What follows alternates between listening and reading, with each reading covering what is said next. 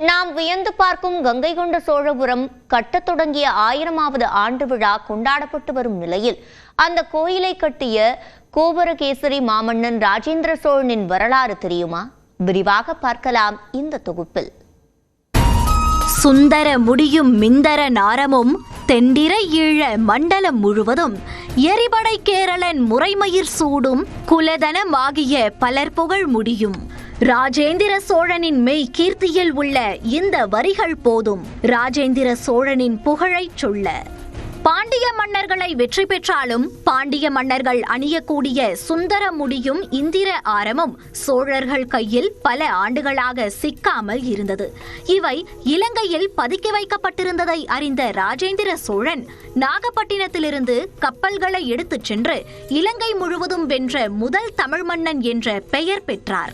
இதனால் பாட்டனார் பராந்தக சோழன் தந்தை ராஜராஜ சோழனால் வெற்றி பெற முடியாத முழு இலங்கையும் வெற்றி பெற்று பாண்டியர்கள் இந்திர ஆரத்தையும் சுந்தர முடியையும் கைப்பற்றி முடிகொண்டான் என்று பெயர் பெற்றார். சாளுக்கியர்கள் கங்கை கரை இன்றைய சிங்கப்பூர் மலேசியா என்ற கடாரத்தையும் வென்றார்.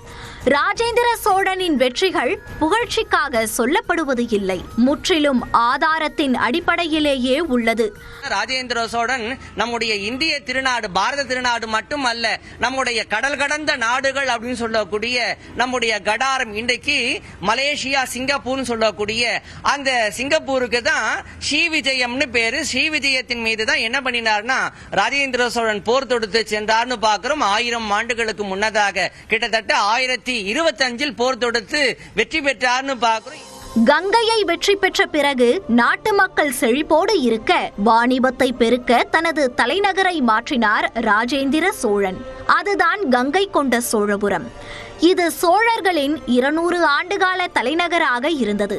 1912ஆம் ஆண்டு இணை அரசராக பொறுப்பேற்ற ராஜேந்திர சோழன் 1014ஆம் ஆண்டு அரசனாக பொறுப்பேற்றார்.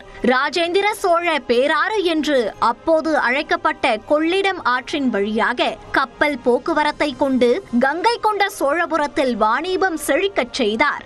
வெறும் கோயில் வழிபாடு என்பதை தாண்டி ராஜேந்திரனுடைய காலகட்டத்தில் தான் நீங்கள் முக்கூடலிலே, செங்கல்பட்டு பக்கத்தில் இருக்கக்கூடிய திருமுக்கூடலிலே பார்த்தீங்கன்னு சொன்னால் ஒரு ஆதிர சாலையை அவர் அமைத்திருந்தார். ஆதிர சாலை என்பது இன்றைய மருத்துவமனை. அதை அவர் அழைத்து அந்த கோவிலில் வரக்கூடியவர்கள், சுற்று வட்டாரத்தில் இருக்கக்கூடியவர்கள் மருத்துவமனையாக அந்த காலத்திலே உருவாக்கிய பெருமை. விழுப்புரத்து பக்கத்தில் எண்ணாயிரம் என்கிற ஒரு ஊர் இருக்கிறது. அந்த ஊரில் அந்த காலத்திலே ஒரு கல்லூரியை உருவாக்கினார். ஊராட்சிகள் பேரூராட்சிகள் என்று நகரத்தை தீர்மானித்து கட்டி எழுப்பினார். புதிய தலைநகரான கங்கை கொண்ட சோழபுரத்தில் தனக்கென்று 3 மாளிகைகளை அமைத்துக் கொண்ட ராஜேந்திர சோழன் ஊர் மக்கள் அனைவரும் ஒன்று சேர்ந்து வழிபட நகரத்தின் வெளிப்புறத்தில் கங்கை கொண்ட சோழீஸ்வரர் கோயிலை கட்டி எழுப்பினார். கொள்ளிடம் ஆற்றின் வடக்கு பகுதியில் காவேரி நீர் பாயாத காரணத்தினால் ஏரி பாசனங்கள் செய்ய வைத்து நாட்டையே செழிப்புற செய்ய வைத்தார்.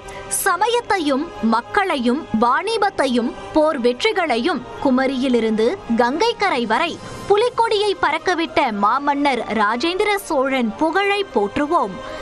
போர்க்களத்தில் வெற்றிகள் மட்டுமல்ல, நிர்வாகத்துறையின் மேலாண்மை, நீர்வள மேலாண்மை, நாடு கடந்து கடல் கடந்து வாணிபம் என்று சிறந்து விளங்கிய ராஜேந்திர சோழனை போற்றுவோம் வாருங்கள். நியூஸ் 8 தமிழ்நாடு செய்திகளுக்காக அரியலூர் செய்தியாளர் கலைவாணனுடன் செய்தியாளர் ரகுவரன்.